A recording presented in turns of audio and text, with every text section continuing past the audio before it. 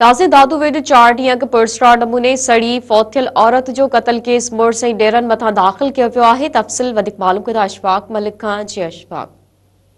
जी बिल्कुल, मां तव्हांखे ॿुधाईंदो हलां त 4 ॾींहं अॻु फुलजी विलेज थाणे जी हद बहावलपुर में मुबैना तौर घर अंदरि बाहि लॻण सबबि फौत थी वियल औरत जेका आई उनजो केस जेको आहे संदसि अमड़ जी फ़रियाद ते संदसि मुड़ुस ऐं ॾेरनि जे ख़िलाफ़ दाख़िल कयो वियो आहे।